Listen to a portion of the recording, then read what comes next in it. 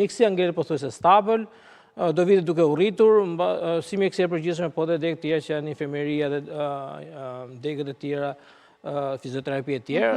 Kjo vjen edhe mbase me themi rritjen e gjatësisë, qoftë në Shqipëri, qoftë në Europë, dhe kërkesën për shërbime mjekësore edhe në mosha themi më të mëdha, në moshën e tretë. Kështu që do ketë gjithmonë një kërkesë varet nga profesioni, sepse jo gjithmonë në rinia është drejtuar gjithë profesionit që janë lidhur me shërbimet për moshën e tretë.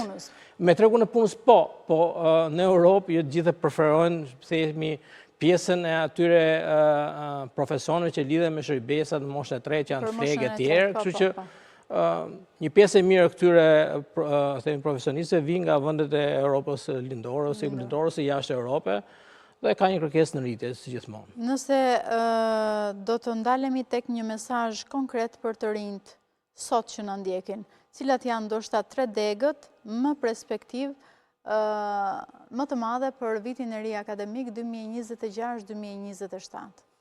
Unë nuk do ikët se direkt në degë, do thoja fushat që ka më shumë kërkesë. Po ndoshta edhe degët për t'i orientuar ndoshta edhe më mirë ose më... Po marrim për shemb, me që diskutohet gjithë kohës pjesa e digitalizimit, inteligjencë artificiale, siguria kibernetike e tjerë, fusha e teknologjisë informacionit është nga fushat me më perspektivë, edhe në vitet të ardhshme, pastaj profilizimi që merr gjithsecili nëse shkon drejt hardware që ka të bëjë me elementet e... Po e përgjithshme është teknologjia e informacionit dhe pastaj në degët e saj. Përgjithsisht dhe në degët e tyre ose them profilizimet brenda këthejmë kësaj fushe,